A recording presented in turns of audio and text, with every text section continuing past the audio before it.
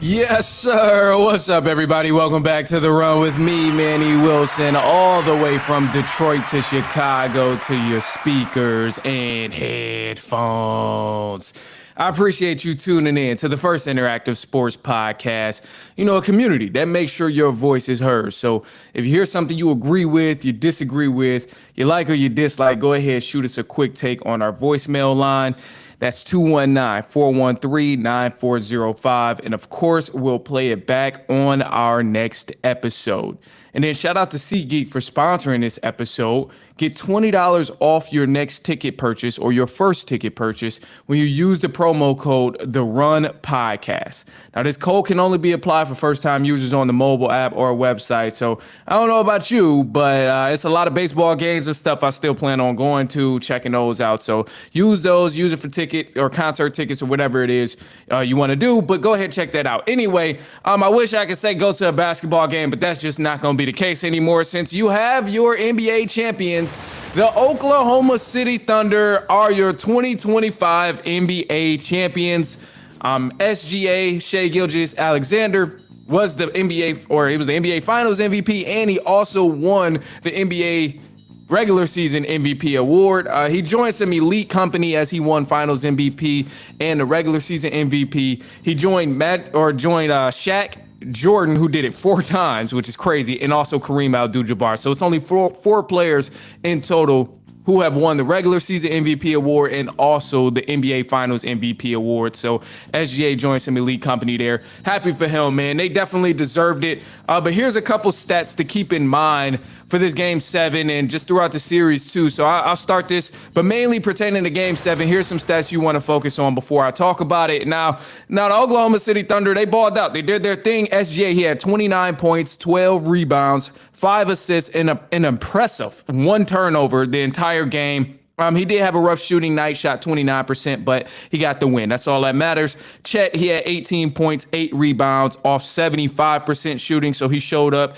And J-Dub, he also put up his usual 20 points off 35% shooting. Now, the Indiana Pacers, obviously, as we know, they had no Halliburton after the first 7 minutes, which did make an impact, but not an excuse at all for the Pacers fans out there saying it is. Siakam had 16 points, which he could have did a lot better. Benedict Mathurin, he was the only one that played like he didn't want to go home. He had 24 points, 13 rebounds off 42% shooting, which is a solid performance for him. TJ McConnell had 16 points. Andrew Nembhard had 15 points. I mean, a lot of guys stepped up, but the biggest issue for me was Pascal Siakam. I'm like, where were you, dude? I mean, we needed you to step up and really be that superhero since Halliburton went down. But he didn't really show. And I mean, credit to Oklahoma City because they played a lot of great defense on him. And they did swarm him whenever he got into the paint and all of that. So it was tough. It's not an easy task for Siakam to score, especially when the guy who's usually setting him up for buckets is not on the floor. I thought Miles Turner could have also did a lot better in this game, but Miles Turner was practically a no-show as well in this game here. When you talk about OKC in the Thunder in Game 7, he didn't really do much impressive. I got to go back and look at the stats and see exactly what he had, but Turner only had 6 points. So to me, someone who I've given a lot of praise to over the course of the regular season and even throughout the playoffs, Miles Turner, 6 points in Game 7 of the NBA Finals when they need you the most after Tyrese Halliburton stepped down or went down. Like, this is a shame. For this instance of Miles Turner only having 6 points, I think the Indiana Pacers should trade him, send him to somewhere like Detroit so he can really be punished. Send him to Detroit, and then Adam Silver should actually go ahead and make Miles Turner take a pay cut as he sends him to Detroit because that's an awful performance. He deserves to be punished. Anyway, but no, Miles Turner, man, he definitely got to step up big. And all of this here, I'll say, obviously we know there was no Tyrese Halliburton. This was the biggest issue here.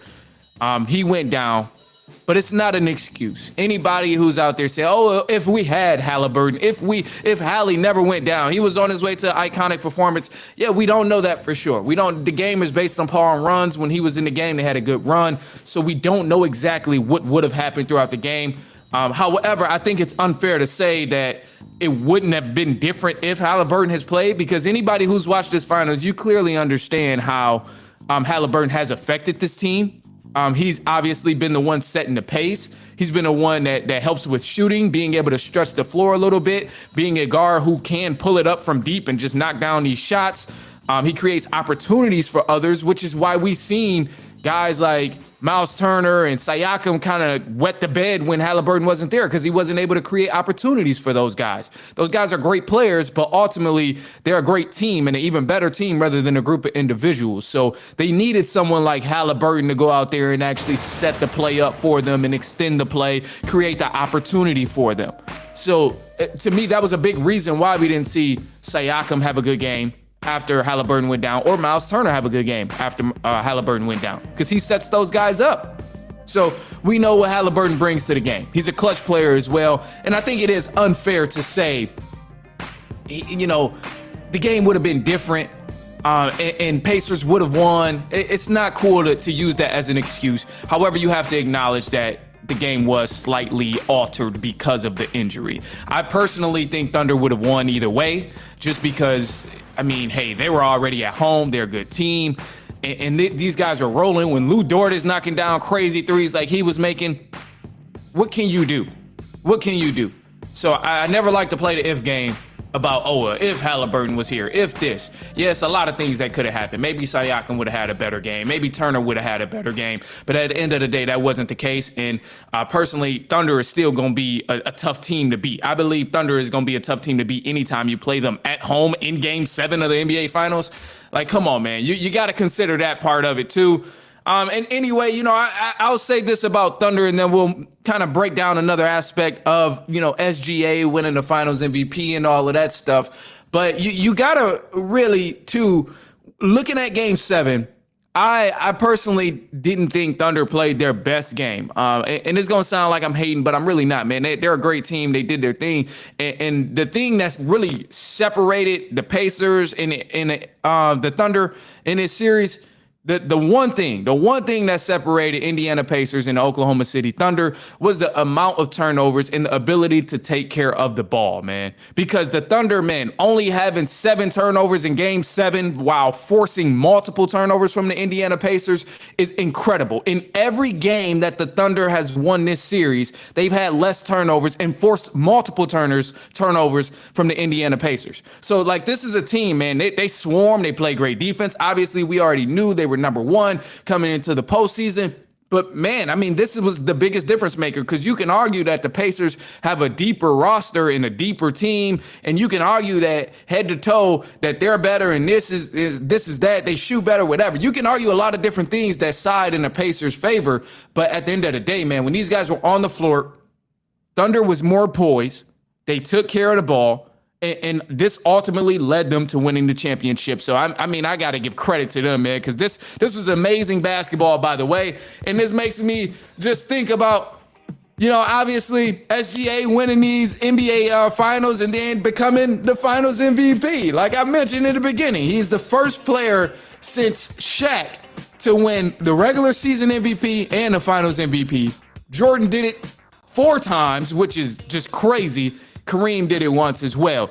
But for SGA, man, I think this championship might have been disappointing for a lot of players, seeing the Thunder win because they're so young. But what I really think the issue is we knew the Thunder was coming. We knew SGA was a problem. We knew Thunder was going to be a problem in the next few years. But I don't think many people, including myself, expected it to happen so early and happen so soon for this Oklahoma City Thunder team, because they have been balling.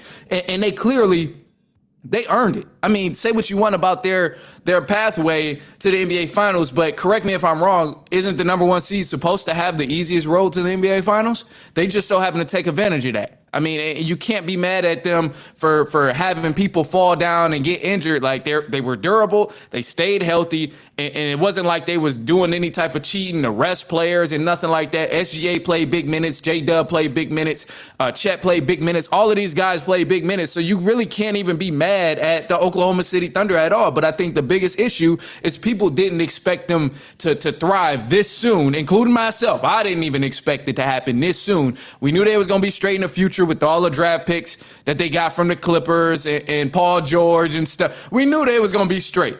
But to win a championship so soon, ooh, yeah, that caught me off guard. It's a little uncomfortable for some people, right? Because it's uncomfortable for me. I ain't expect this group of 25-year-olds, 24-year-olds to be winning a championship, beating all of these great teams like they did. And you got to give them the respect. Say what you want about people going down, but at the end of the day, they took care of business, and hey, man, they earned it. So credit to them, man. I love what they did this season. I'm glad they gave us an entertaining season, literally going from number 1 seed to NBA Finals and closing it out at home. Tremendous, man. Tremendous work there. Congrats, hey, Indiana Pacers, man. They did their thing as well. I'm happy for them. Sucks. I hated to see Halliburton going. That's rough. That was rough, man. Send some prayers up to Halliburton, like, and his family and his spirits. Make sure he's in good spirits. Cause man, that was rough to watch. Especially since he knew the risk, he knew it was coming and all of that stuff. So anyway, stay tuned. We got some more coming up. Kevin Durant, as you know, man, he's on the move, no longer with the Phoenix Suns. So we'll break that down in just a second. Stay tuned. We'll be right back. It's halftime.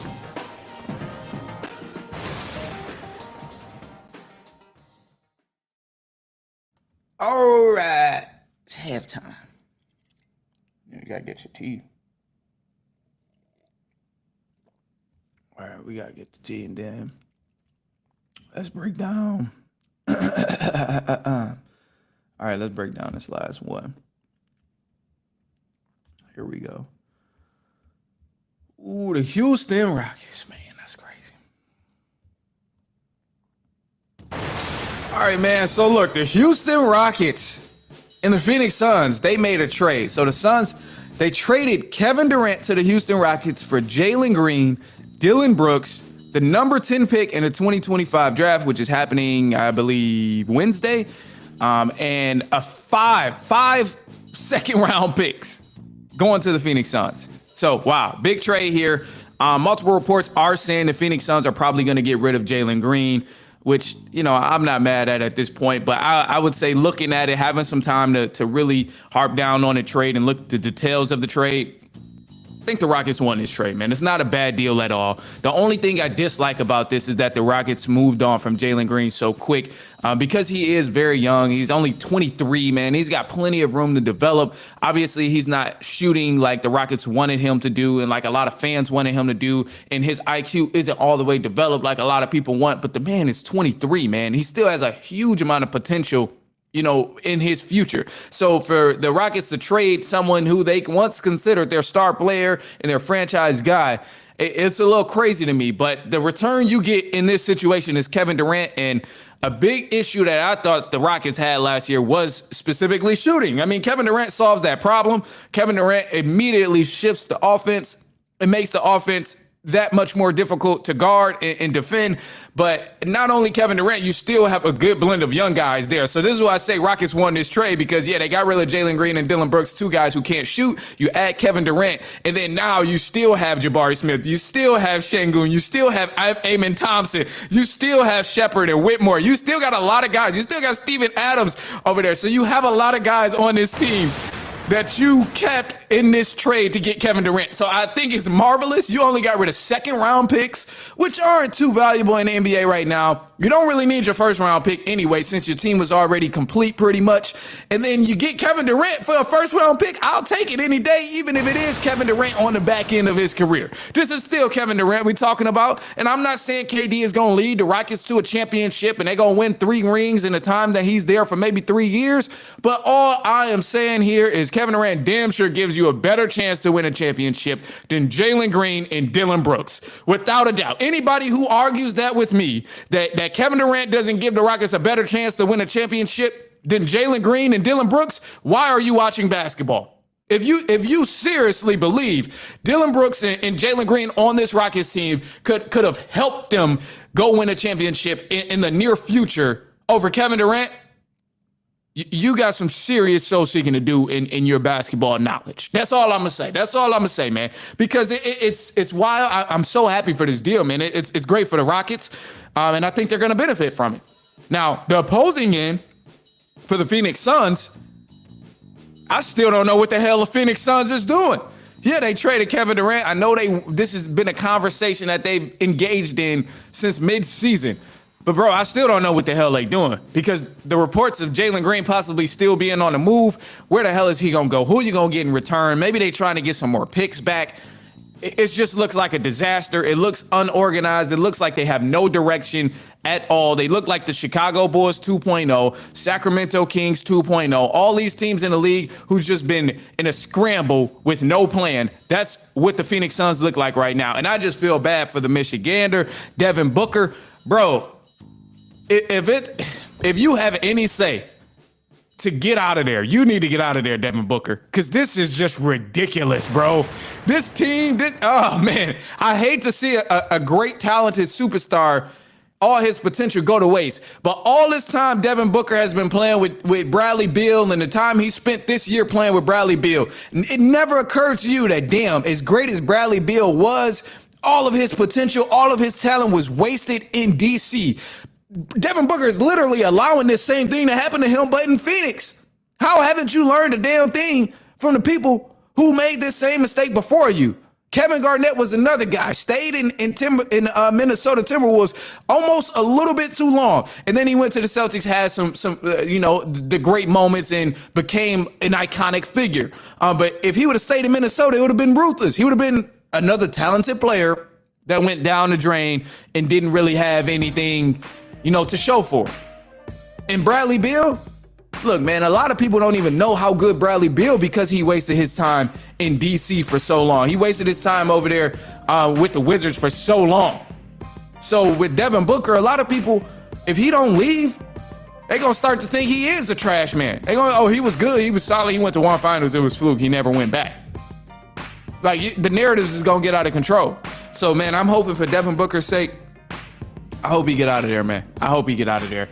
I don't know where the hell, they can send him or the Phoenix Suns can do, but I mean, the same way they went all out on trying to land Beal, Kevin Durant, and Devin Booker all on the same team, they need to go all out in terms of blowing up this crazy project that they once tried to put together. Because as of right now, man, it ain't looking good at all. Just blow it all up. Get rid of Devin Booker. Get rid of Bradley Beal. Get rid of Kevin Durant, and just try and just feed off of some draft picks and just some role players to fill the roster at this point, man. Go grab some guys from the G League. Do something at this point to just make time go by and establish a future for yourself again. Because right now it's awful.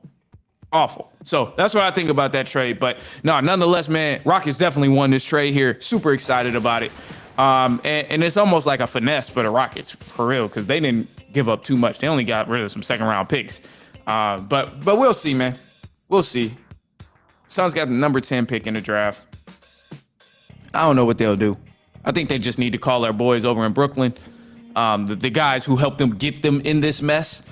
With trading Kevin Durant and all of that stuff, the 3-team deal, they need to call Brooklyn and try and sort something out again, because both of those teams are in misery right now and they don't have a future. At least Brooklyn got some picks, though. At least they got picks, but we'll see. Anyway, look, man, that's all we got. We're going to leave on a positive note here. And a positive note is just going to be as simple as, continue to push forward. Continue to push forward, even if it means like you're exhausted, if you're